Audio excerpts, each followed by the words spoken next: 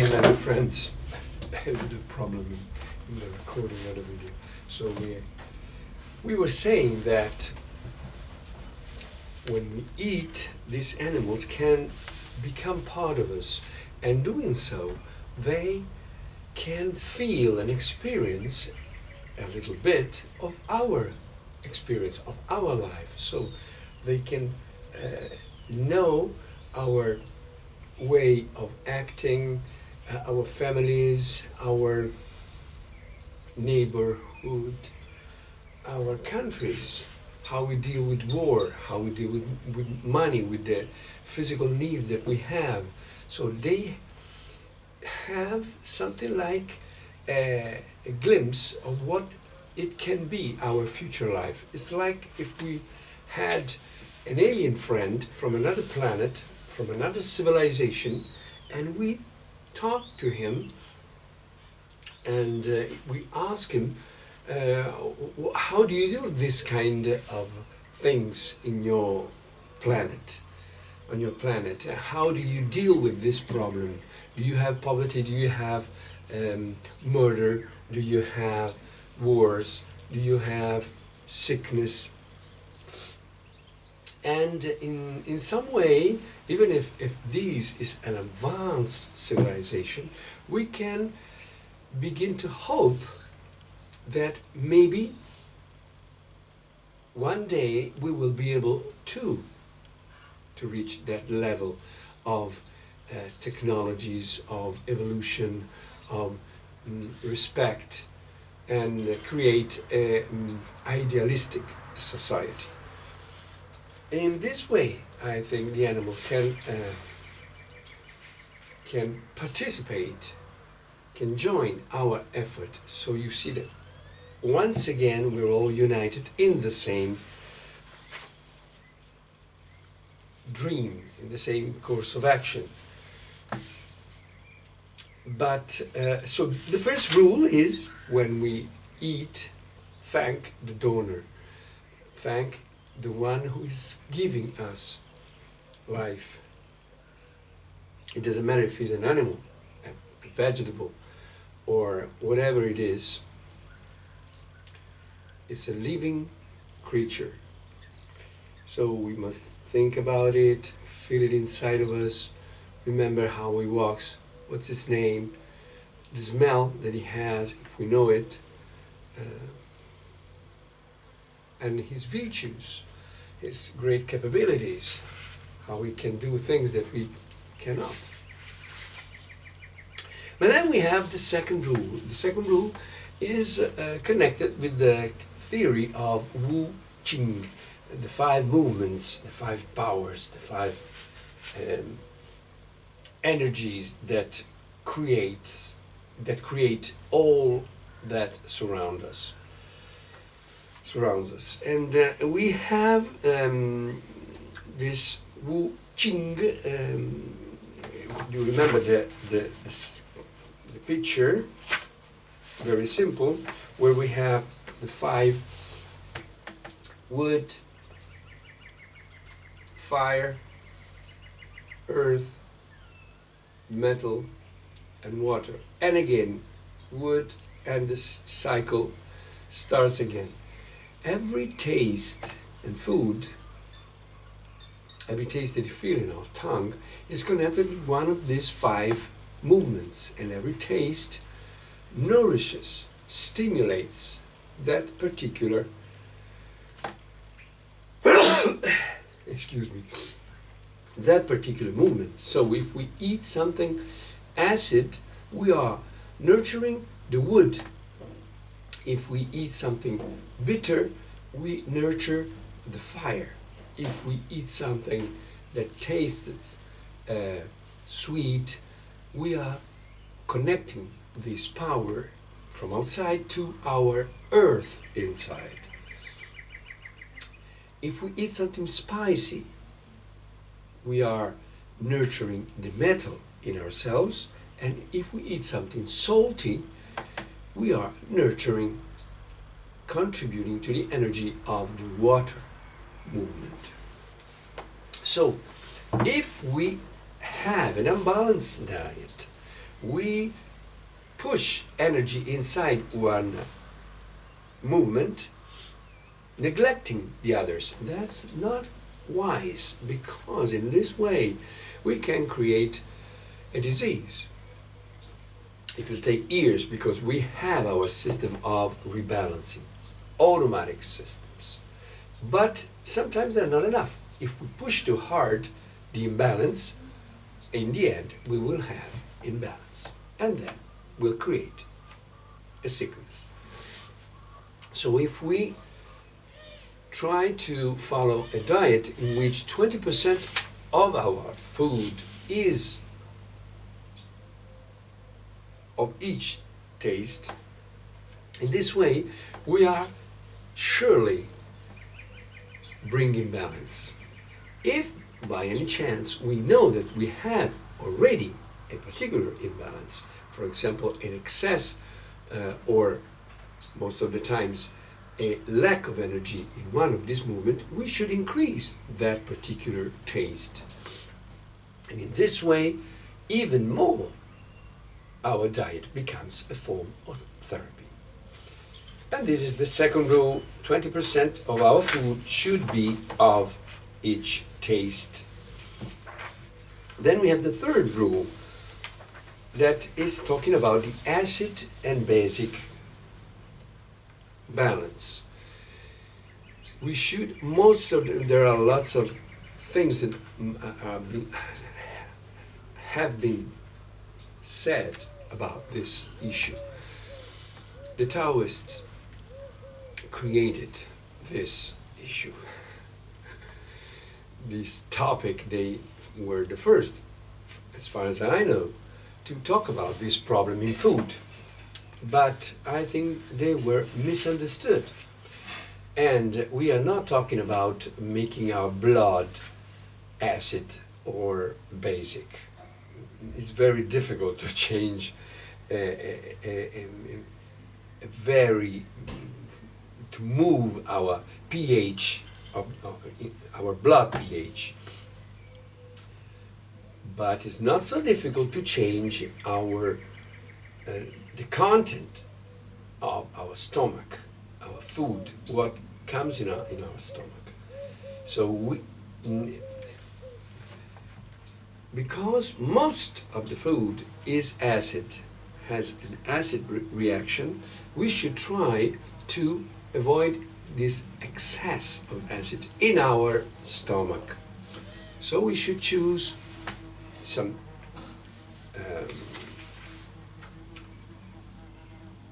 foods that are less acid. So we have another picture, what is in this scheme that shows, oh sure, we had another picture with all the foods and the 5 tastes. And you can find these tables at the end of the book also, so you can cut it and put it wherever you want. Or take a photo. Nowadays we do this. So our effort should be to try to balance the acid and basic foods, knowing the fact that very few foods are really basic. And the pH is around 8. Most of the food are 3 to 4 very acid food.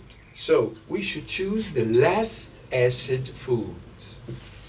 And this is something that we should learn. And then there is, so the third rule is when we eat, we should try to consume the less acid foods. Then we have the fourth rule, the balance between yin and yang. Another feature, another characteristic of our food is its energy, or his energy, her energy, if we want to say so. So we have to be in balance. If we eat especially proteins, especially fat, we are going to the yang zone of food. If we eat sugars, we are eating, there's another picture showing almost every food. And if we eat more sugars, we eat yin food. So we should try to balance. Also here, we can be too young, and so it's good for us to eat more yin food, or vice versa. So the fifth rule, this is the fourth rule, we have to balance the yin and yang in food. And then we have the fifth rule, the last rule that I suggest is to be natural. To be natural. So let's eat when we are hungry, and let's try to eat wild food, wild vegetables, or if possible, wild animals. You can understand very easily how stronger is an organism that can thrive without the help of man. The energy that he has, the power that he has to find his own place without the help of man that goes there and put things in the ground to fertilize it and so on, and clean it from weeds. It's different. We have all sorts of vegetables that can be eaten, and we neglect them. We despise them. Many times we have them in our hands and then we throw them away. And that's a mistake, because they're the most powerful, most the strongest, the richest vegetables. So we should think well and try to eat the most that we can, this kind of food. And also eat when we are hungry. This is something that we have gone astray from nature, from every animal. They eat when they're hungry. They don't just eat when it's time because they got to work. So we should try, it's not so easy, but we can do that, to eat when we're hungry and not eat that much. So we make more meals, like our brothers, the gorillas and chimpanzees, many meals, but with less food for each meal. So now I would like to say a few words about alimentary criminalization. In the last years, I've seen many patients that came to me desperate because they couldn't eat this or that, because someone convinced them that they were bad for their health. To understand this phenomenon, we should begin to think what happened in our mind when all religions or philosophies or ideals, almost all ideals, disappeared from our life. So there is something in ourselves that need all these philosophies, all these ideas, all these religions, in order to be, how would you say, to be permitted to become fanatic of something. So there is a need for someone to be the leader of this fanatism and someone to be the follower of these fanatics. There is a need inside our sick mind that has been accustomed to this system for thousands of years. So when all these great ideals fall down, we lack something, we miss something. So we tend to take something new and make of that a religion, like the diet. So there are also in this, there are its priests, its leaders, and its followers. The problem is that many religions have used fear to gain power over their followers. Many religions. And we are following the same path. So also in diet, we follow the same system. The problem is that we don't understand that there is a nocebo effect. Everybody knows the placebo effect. You take something that is of no consequence for you, but they told you, they convinced you that it has consequences. For example, it can cure gastritis.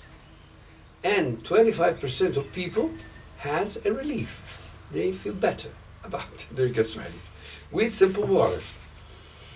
Because they think, they feel they are better. So, because they're convinced. But there's also the nocebo effect. Or if you convince someone that something that is inconsequential for them is bad for them, it can create headaches. 25% of people get a headache out of water or sugar. So, we must be very careful. If we are the preacher, the priest, the leader of a special kind of diet, but also if we are the follower, because we can ignite the nocebo effect, and that person really have a problem with that kind of food. That in reality is not a real problem for the person. So, the right information is very important, and this is a risk that especially we healers or people who work like me as a doctor, we are living this risk. We are taking a chance. When we say to someone, this is bad for you, we should think very well, very deeply inside ourselves to be sure of what we are saying, because we risk to ignite the nocebo effect. And also there's another problem. When you feel that something is good, is bad for your health, you don't eat it. And many times you go together with other people, you have lunch, have dinner together, and that, no, I can't eat this, I can eat that. And this creates a barrier, something like a wall between you and the other people. So this is not right. It's very, very wrong, because eating together is something that opens our heart, opens our mind. We share energy with that person. Once again, we have contact. We have communion. We have mind meld. So it's something that it's a pity that we lose, and it's a double pity if we are losing it when that particular food is not bad for us. So remember Plato in the Republic. Socrates used to say in this book written by Plato that eating together was a must. Was something that all the warriors had to do, all together, not just little groups, because there is an intimacy that grows up. And think also the Last Supper, Jesus Christ, same thing. And you see how important it is to have this communion. And I've seen this. I've seen how when you convince someone that 10 foods are bad for him, he starts to feel that nature is like a bad mother, like someone who wants, like a stepmother, but a bad stepmother, like someone who doesn't care for you, who doesn't love you, but a you always have to defend yourself from it. And we have already this problem. It's very wrong to increase this problem, this natural tendency that we feel. So we should understand that, on the contrary, we should have a communion with every human being, and also animal beings, and also vegetable beings. That's very important for our evolution and for our health and for our peace of mind, for our joy. And in this way, when we create these fears in people, many times, I say this because many times people come to me, I'm intolerant, I'm allergic to this food and that. And then when I say, okay, let's try to do this different kind of cure, of therapy, and then we'll try again the food. And the allergy disappears. Not many times it never existed. They were just convinced of that. Not all the times, but many times. And so we have to be careful. Then we have the fasting problem. Many people are attracted to fast because they feel that it's something that can rearrange energies, and it's true in some ways. We can see this in animals. In the animals, when they are wounded, they fast days and days. They don't even drink water sometimes. So it's something that is natural in ourselves, this tendency. But we must be careful because of what we have said so far. We are tempted to exaggerate, and something that should be good for our health becomes something bad, a real danger. So the most exclusive is our fasting, the more dangerous it becomes. The longest it is, the most dangerous it becomes. So we can make many different kinds of fastings. For example, we can fast from all food except vegetables.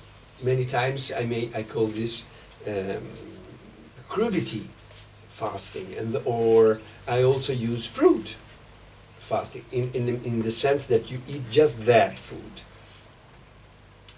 And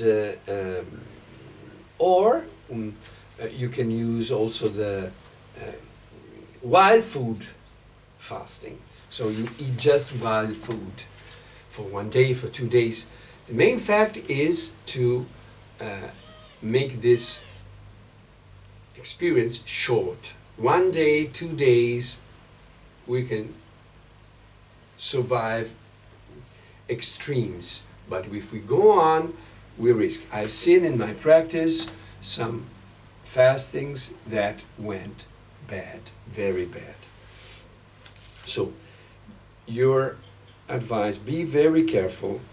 If you want to follow something longer than 1 day, 2 days, you should ask someone who is an expert, a doctor, someone who have done with his patients like I did many times for many years. So he has experience and can suggest the best course of action, because it's a powerful means.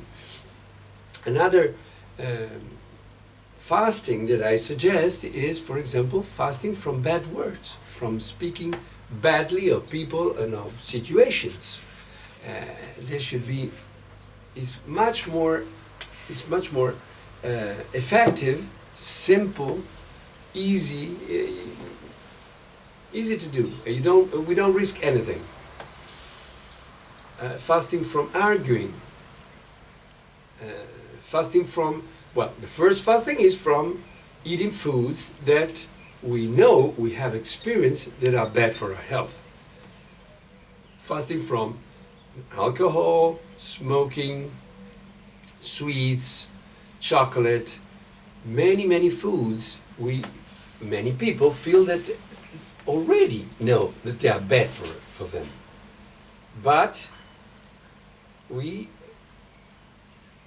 prefer to stay 3 days without food and just with water instead of staying 3 months without chocolate. And that's interesting. Without coffee, for example. Many people already know that coffee is increasing their blood pressure, and they shouldn't drink it because they already have high blood pressure.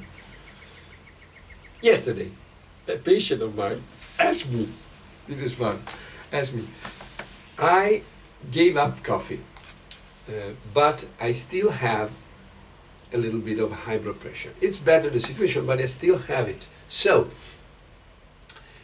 what do you think? I have a prescription of medications, chemical medications, and I take this to take my pressure, my blood pressure down. But maybe now it's too down. So my suggestion was, okay, decrease a little bit. Try to decrease. Ask your doctor. We are going towards summer, it's hot, the pressure goes down. Decrease a little bit your medication and go on. And she asked me, isn't it better that I continue with the medication and start again to drink coffee? You see? That's how we're done. This is us. But inside of us, there is this part, but there's also the other part that knows the truth. The real doctor that is not outside of us. The real doctor is inside each and every one of us. So let's try to listen to this doctor that is very, very wise. With these words, I salute you and enjoy your meal. See you next time.